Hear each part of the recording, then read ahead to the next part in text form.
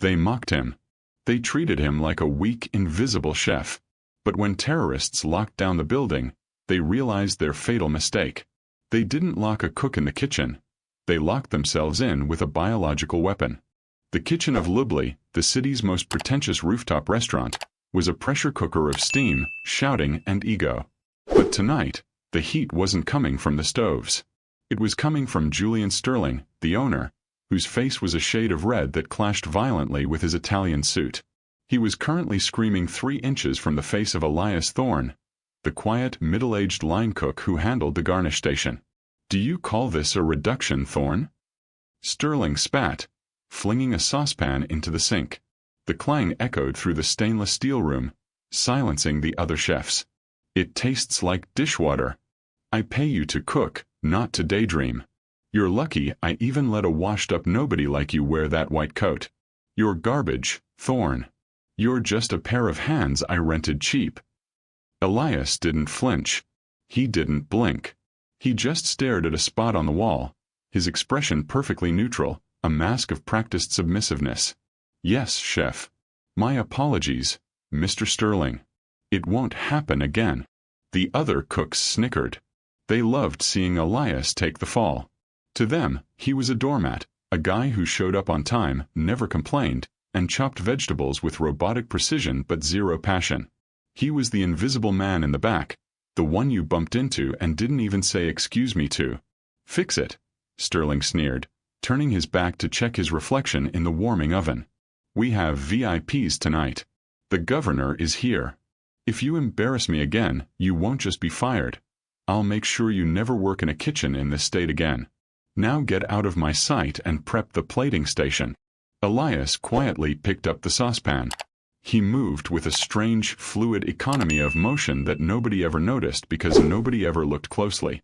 He wasn't angry. Anger was an inefficient emotion, a waste of caloric energy. He simply went back to his station, his mind organizing the kitchen not by recipes, but by chemical compounds and potential blunt force trajectories. He accepted the abuse because it was the perfect camouflage. No one suspects the man they pity. He wiped a spot of sauce from the counter, his eyes scanning the dining room monitor. The rich and powerful were laughing, unaware that the predator wasn't the man yelling orders, but the one quietly sharpening his knife in the corner. The transition from a bustling luxury dinner service to a hostage situation was terrifyingly seamless. It didn't happen with an explosion, but with a synchronized silence. The main elevator doors slid open with a soft chime, revealing 4 men in tactical black suits, not the expected late-night diners. At the same moment, the service stairwell burst open. The security guard at the front podium, a retired cop named Miller, barely had time to register the suppressed pistol raised toward his chest. Thwip thwip. 2 rounds. Center mass. Miller slumped over the reservation book, knocking a vase of orchids onto the floor. The shattering glass was the only loud noise. "Nobody move." A voice boomed. It wasn't a shout of panic, but a command of absolute authority. The music cut out. The laughter died in throats. Into the room walked heavy boots. These weren't common thugs. They moved with military spacing, covering sectors, checking corners. They were led by a man named Volkov, a towering figure with a scar running through his left eyebrow and a suit that cost more than the restaurant's monthly lease. He signaled to his team, and they immediately fanned out, zip-tying the hands of the wealthy patrons.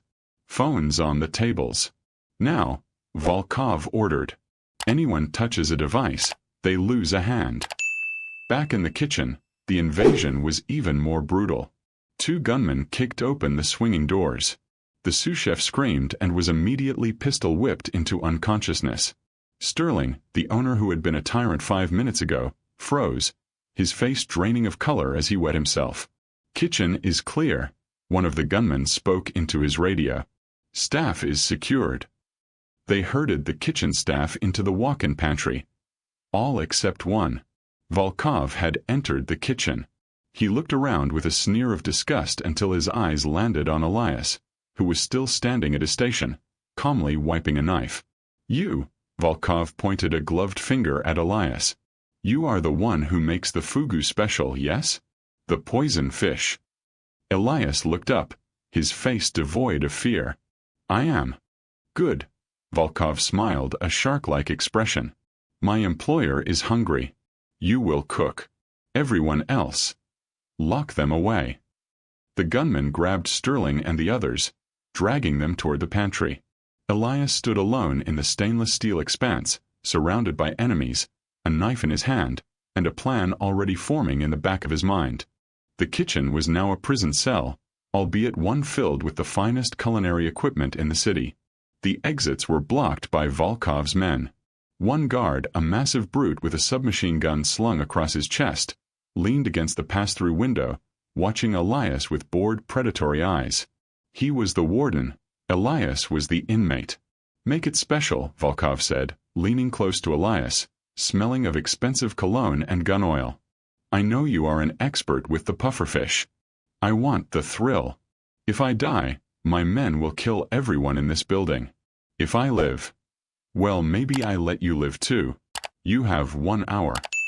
Volkov turned and marched out to the dining room to terrorize the governor, leaving Elias alone with the guard. This was the trap. Elias wasn't just physically confined. He was professionally cornered. He had to cook a meal that was technically perfect to satisfy a psychopath, but he also had to find a way to neutralize a dozen armed paramilitaries before they executed the hostages. Elias washed his hands, the water running hot over his scars. He looked at the ingredients laid out before him. The fugu fish. A delicacy. Lethal if cut wrong. But Elias wasn't thinking about the tetrodotoxin in the fish.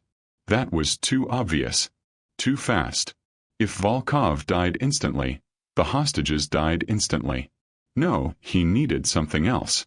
He moved to the spice rack. His movements were slow, deliberate, designed to lower the guard's heart rate. To the guard, Elias looked like a defeated servant just trying to do his job. But Elias's mind was racing through the periodic table. He looked at the nutmeg, myristicin. In high enough doses, it was a hallucinogenic neurotoxin. He looked at the bitter almonds, amygdalin, cyanide precursor. He looked at the rhubarb leaves in the trash, oxalic acid. Hurry up, chef, the guard grunted, checking his watch. Boss gets cranky when he's hungry. Art takes time, Elias murmured, his voice low and steady. He wasn't just cooking dinner. He was synthesizing a bioweapon using a blender and a sauté pan. The trap wasn't the room he was in. The trap was the plate he was about to serve. He needed a time-release mechanism. Something that would let Volkov finish the meal, feel fine for 45 minutes, and then experience a total system collapse just as Elias made his move. He reached for a bottle of aged cognac and the heavy cream. Fat slowed absorption. Alcohol accelerated the initial delivery but masked the bitter taste of the toxins. It was a delicate biological equation, and Elias was solving it while chopping shallots. While his hands whisked a beurre blanc sauce, Elias's senses were extended like radar, mapping the entire tactical situation. He wasn't looking at the sauce. He was looking at the reflection in the polished stainless steel of the hood vent. Through the reflection, he studied the guard behind him. The man was right-handed. He favored his left leg, shifting his weight every 30 seconds. An old injury, perhaps a knee surgery. That meant his lateral movement was compromised. He held his weapon low, the sling loose. Undisciplined. He was a thug, not a soldier. Elias listened.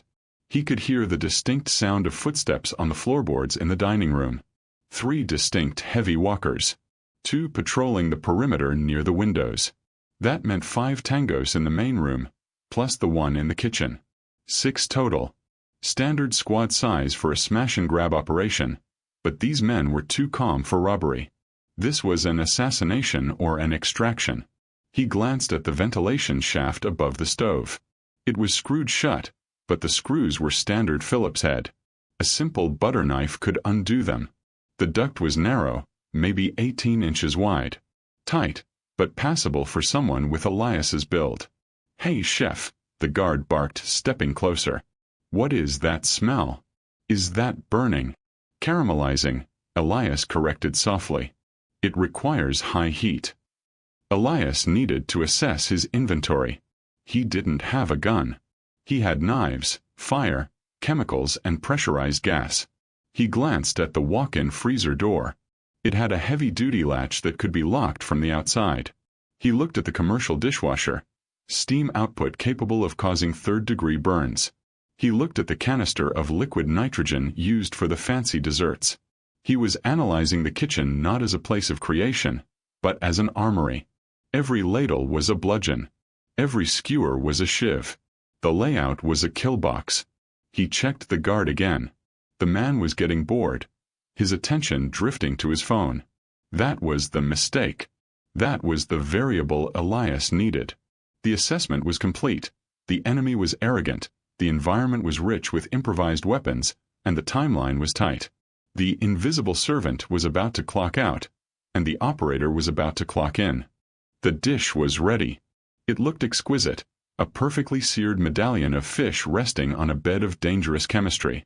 Elias had concentrated the toxins from the rhubarb and nutmeg, binding them with a heavy starch reduction to delay digestion. It wouldn't kill Volkov immediately, but in 50 minutes, his nervous system would simply shut down. He placed the plate on the pass. "It is ready," Elias said. A waiter, trembling with fear and guided by another gunman, came to collect it. They walked out to serve the boss. Now, Elias was alone with the kitchen guard. Finally, the guard muttered, "Now sit down on the floor, hands on your head." "I need to clean my station," Elias said, turning to the counter. "Hygiene is mandatory." "I said sit down." The guard stepped forward, raising the barrel of his rifle. Elias grabbed the canister of liquid nitrogen he had prepped earlier. He didn't turn around immediately. He waited for the sound of the boot hitting the floor mat. 2 feet away. Close quarters. Elias spun. He didn't aim the canister. He splashed the sub-zero liquid directly onto the guard's face and chest. The liquid nitrogen hit with a hiss of instant freezing. The guard gasped, inhaling the vapor, which instantly displaced the oxygen in his lungs. He tried to scream, but his vocal cords were frozen stiff. He clawed at his eyes, but the extreme cold had already crystallized the surface tissue. Blind and choking, the guard staggered back, his finger tightening on the trigger. A burst of bullets flew wild into the ceiling. Elias moved. He didn't run away. He closed the distance. He grabbed a heavy cast-iron skillet from the burner, searing hot. With a pivoting swing generated from the hips, he slammed the edge of the skillet into the guard's throat. The impact crushed the windpipe with a sickening crunch. The guard dropped like a stone, the rifle clattering to the tiles. Elias didn't hesitate. He stripped the guard of his radio and a combat knife. He checked the pulse. 0. He dragged the body into the walk-in freezer and locked the door. He then went to the sink, mixed bleach and ammonia in a bucket, and placed it near the ventilation intake that fed the hallway where the other guards were standing. Mustard gas. Crude, but effective for area denial. He was no longer the chef. He was the exterminator. In the dining room, Volkov took the first bite of the fish. He chewed slowly, closing his eyes. "Exquisite," he whispered. "The man is a genius." He swallowed the poison, unaware that he had just signed his own death warrant. He checked his watch. Radio check. Marco, report. Silence. Marco, report status in kitchen. Static. Volkov frowned. He gestured to 2 of his men. Check the kitchen. If the cook is being difficult, shoot him in the leg. The 2 mercenaries moved toward the swinging doors. They pushed them open, weapons raised. The kitchen was empty. Steam hissed from a pot of boiling water, but there was no chef, no guard. Just the faint, acrid smell of cleaning chemicals wafting near the back vent. "Clear," one mercenary whispered. He stepped further in. "Marco." He saw the trail of water leading to the freezer. He signaled his partner. They approached the heavy silver door. The mercenary reached out and unlatched it, throwing the door open. There was no body inside. Just Marco's uniform, stripped and frozen stiff, propped up on a stack of meat crates. Click. The sound came from above. The mercenaries looked up. Elias was wedged into the high shelving above the freezer door, holding a jar of preserved chili oil and a lighter. "Order up," Elias whispered. He dropped the jar. It shattered on the floor. He flicked the lighter. The oil, mixed with high-proof alcohol, ignited instantly. A wall of fire erupted between the two men. One screamed as the flames caught his tactical vest. The other man spun around, firing blindly into the shelves, but Elias was already gone, slipping through the ventilation hatch he had opened earlier. He was in the ceiling now, moving through the guts of the building. Volkov heard the commotion and the gunfire. He stood up, wiping his mouth with a napkin. "Find him," he roared, his face twisting in rage. "Find the dishwasher and skin him alive." The hunt was on. But Volkov didn't realize that the mouse knew the maze better than the cats. The restaurant was plunged into darkness. Elias had found the breaker box in the maintenance closet and killed the main power. The only light came from the emergency red LEDs and the city glow coming through the panoramic windows. The atmosphere shifted from a robbery to a haunted house. The mercenaries, wearing night vision goggles, swept the corridors. KZZZT. The PA system crackled to life. A high-pitched feedback loop whined through the speakers, making the gunman wince. Then a voice. Calm. Detached. "Gentlemen, you are currently trespassing in a sterile environment. Contamination protocols are now in effect. Cut the audio." Volkov shouted, spinning around in the dim light. "Where is he?" "Your heart rates are elevated," Elias's voice continued, echoing from everywhere and nowhere. "Cortisol levels are spiking. This reduces your combat effectiveness. I suggest you leave. The exits are rigged." Down in the hallway, a mercenary named Davis saw a shadow move. He fired. Bang! The bullet hit a fire extinguisher Elias had placed on a serving cart. The tank exploded, filling the hallway with blinding white powder. Davis coughed. Blinded. From the white fog, a figure emerged. Elias didn't use a gun. He used a meat tenderizer, a heavy mallet with a spiked face. He struck Davis's knee, shattering the cap, then vanished back into the smoke before the man hit the ground. Elias was dismantling them piece by piece. He triggered the fire alarm in the east wing, the strobe lights disorienting the snipers. He turned on the gas on the hibachi grills in the VIP section, filling the area with invisible, flammable danger. Volkov's men were terrified. They were trained to fight soldiers, not a ghost who used the building against them. "He's just a cook," Volkov screamed into his radio. "He flips burgers. Kill him." But the cook was currently in the server room, watching the security feeds, isolating the targets, and waiting for the poison in Volkov's blood to hit the critical mark. The psychological weight was crushing them. They weren't hunting a man.